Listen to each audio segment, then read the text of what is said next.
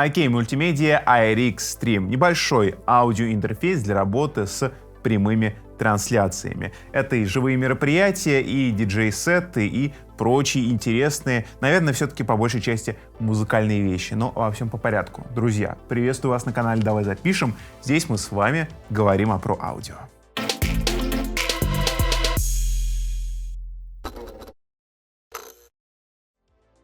Почему я сделал такое ударение именно на музыку? Потому что в сегодняшнем устройстве основными каналами на вход являются два RCA, два линейных разъема. Они будут использоваться нами по большей части для того, чтобы брать сумму с микшерного пульта у звукорежиссера. На самом деле такое нам советуют делать и официальное руководство от IK Multimedia, и такое использование лично я вижу в большинстве случаев. То есть сюда мы берем сумму с пульта, допустим, у вас какой-то концерт, вы пришли с группой, вы хотите этот концерт отправить на трансляцию к себе в соцсети.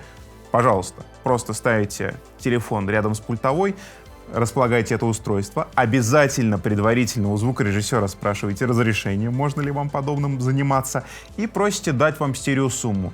Копию стереосуммы, коммутируете все это сюда, подключаете к своему смартфону или планшету, потому что это устройство может работать как с мобильными устройствами на базе iOS или Android, так и с iPad'ами, и еще с компьютером. Чуть-чуть попозже мы это, кстати, посмотрим. И начинаете прямую трансляцию. Опять же, неплохой способ записать какую-нибудь репу. Неплохой способ стриминга, если вы, допустим, стримите какие-то диджей-сеты, RCA-разъемы. Все диджеи прекрасно знакомы с этим типом разъемов. И сюда закоммутировать сумму с вашего микшера или вашего диджей-контроллера будет очень и очень просто. Помимо всего прочего, на этом устройстве, я, кстати, должен заметить, что оно очень маленькое, вот просто в сравнении, наверное, моя рука. Его буквально можно взять и положить куда-то в карман, взять с собой на выезд, что очень и очень здорово.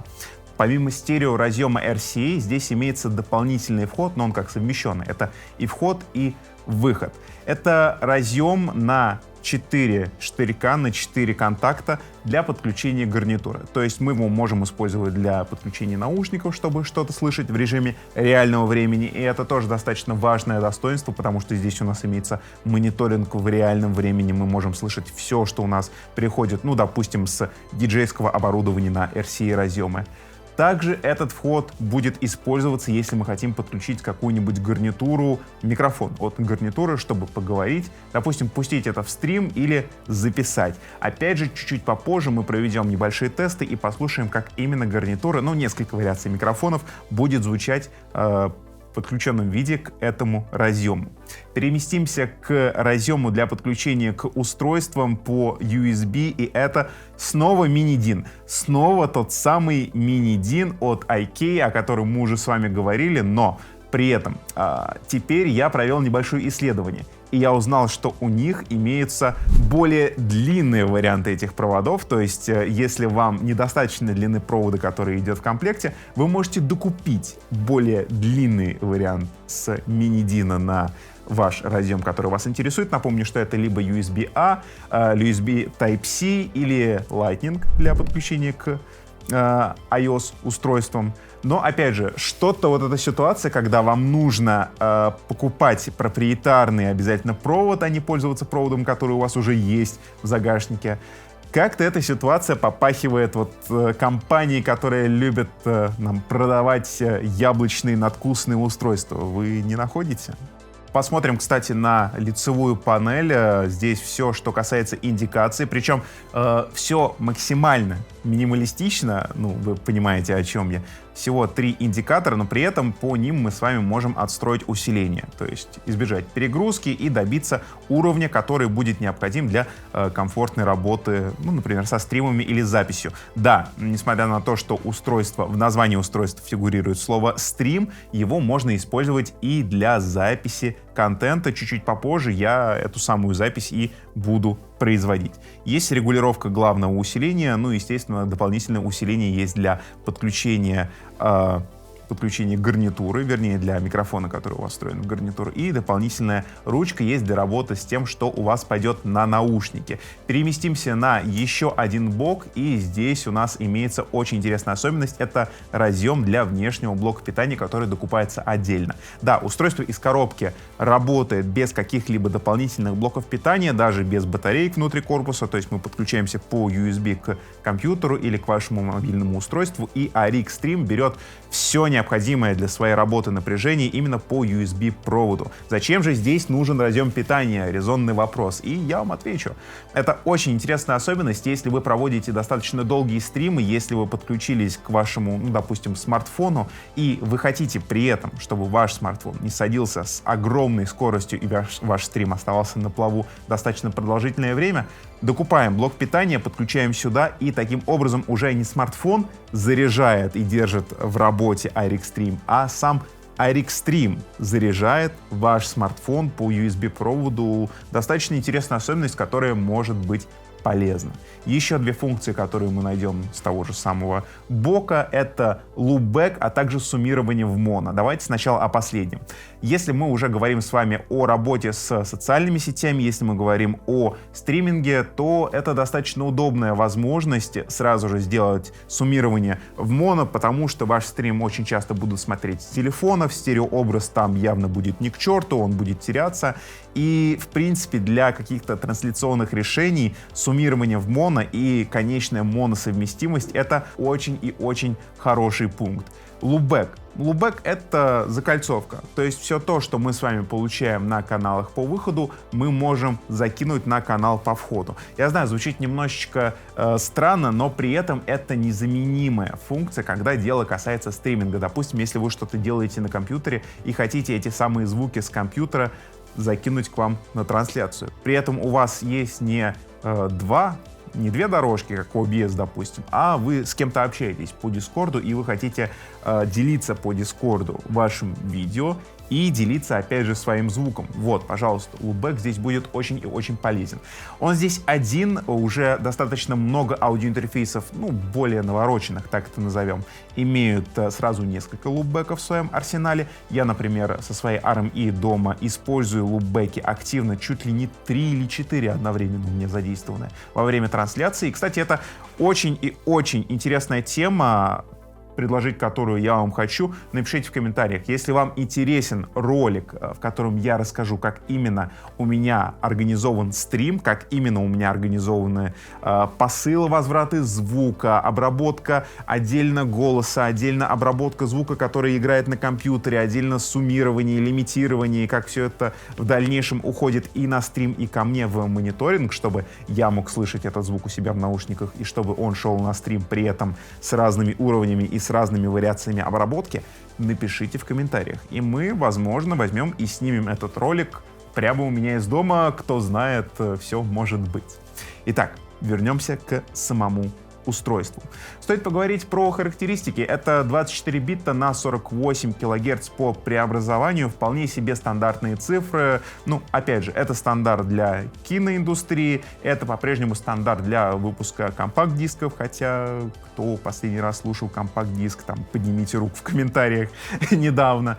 Но в целом, этого вполне с головой хватит для трансляции в наши соцсети, или для какой-то офлайн записи вашего небольшого музыкального мероприятия. По задержке. Задержку мы сегодня не мерили, во-первых, потому что, как я уже сказал, здесь есть мониторинг без какой-либо задержки, такая функция имеется.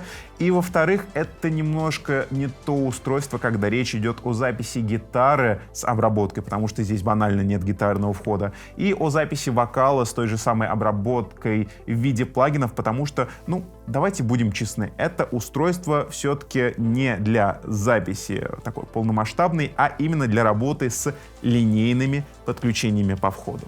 Повторюсь, что сегодняшнее устройство прекрасно работает с iPad, iPhone, Android, PC и Mac, но по большей части ARRI Xtreme все-таки заточен под мобильные устройства. На это нам, кстати, очень ярко сигнализирует вот этот самый переключатель моно-стерео.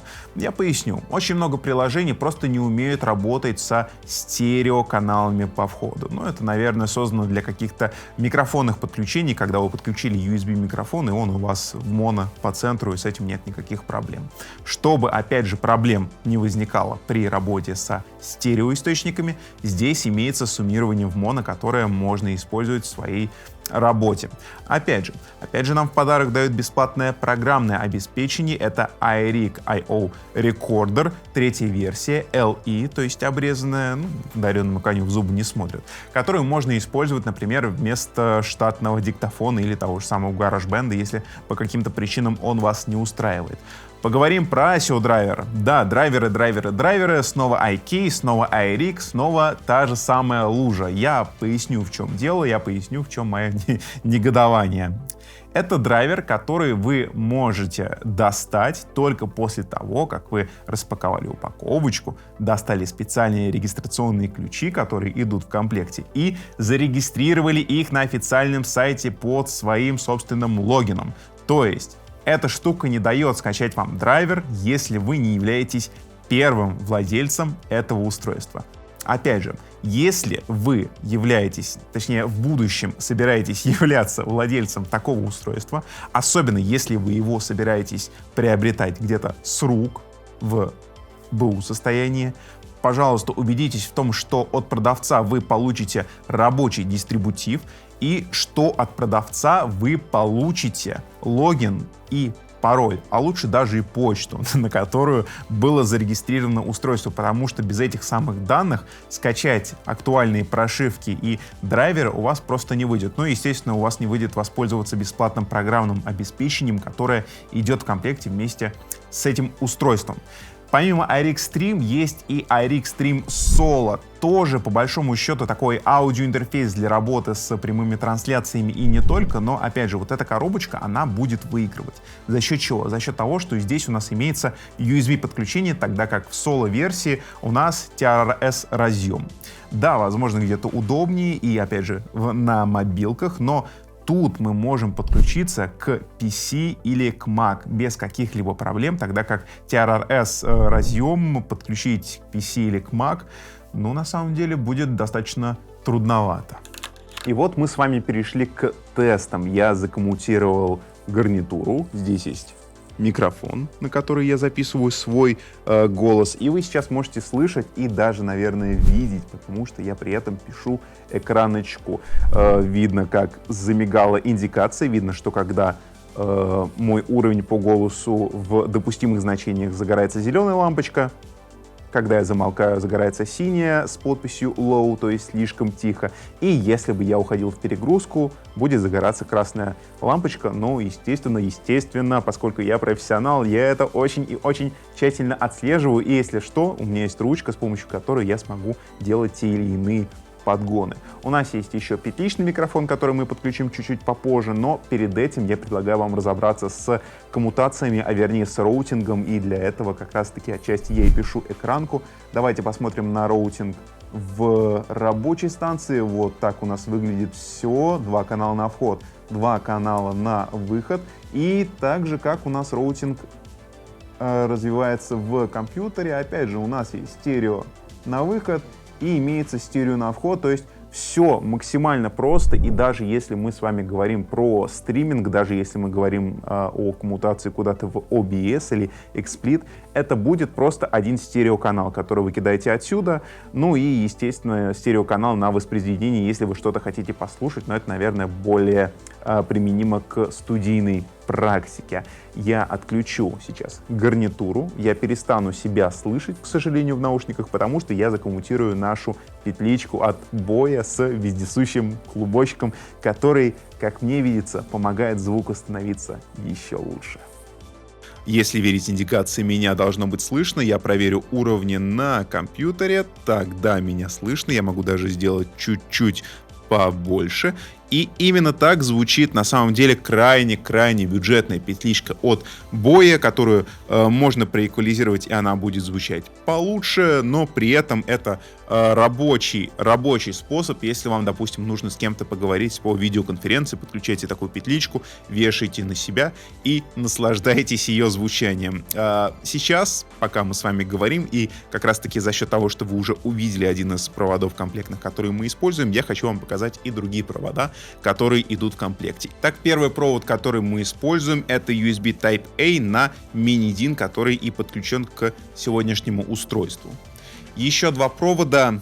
Первый — это тот же самый Mini DIN на Type-C для подключения к компьютеру, ну, например, к Type-C USB-порту, или для подключения к Android-устройству. И еще один провод — это Mini DIN на Lightning для, собственно, работы с iOS-устройствами. А в итогах я хочу вам показать вот этот провод в продолжении наших тестов и вот этот самый микрофон. И заверить вас, что при подключении вот этого микрофона, даже с помощью провода, когда на одном конце у нас большой XLR, на другом конце маленький стереоджек, никакого звука вы все равно не получите. И на самом деле это обосновывается очень и очень просто тем, что на этом устройстве нет микрофонного предусилителя. Если мы с вами хотим подключить сюда микрофон, мы используем внешний микрофонный предусилитель, ну, например, который встроен в микшерный пульт, когда мы с микшерного пульта берем сигнал, который у нас приходит сюда.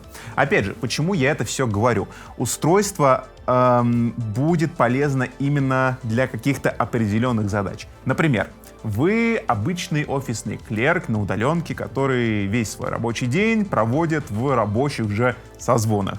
Вы подключаете сюда петличку или гарнитуру, чтобы, опять же, слышать ваших коллег, и общаетесь с ними по, ну, например, Zoom.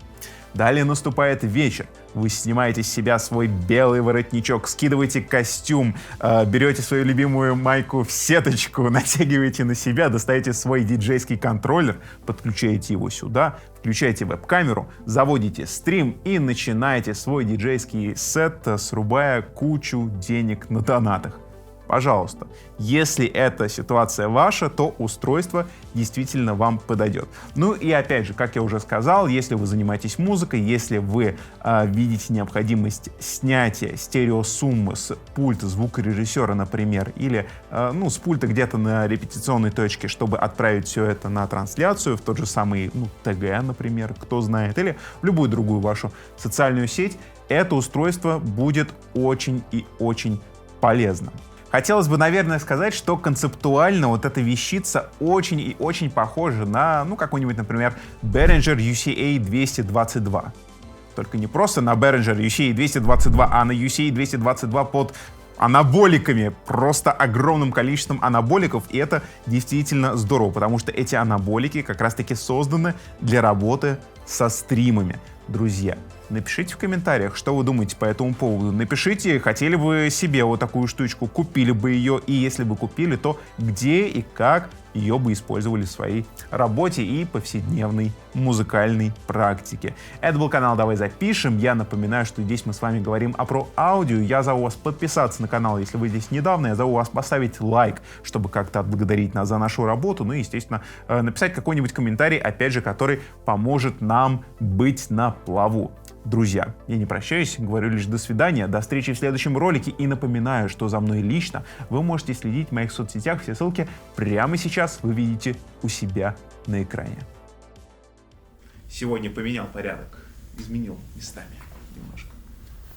Блин, все время жру волосы, жесть, в рот лезут. Вот это в конец пойдет. Да.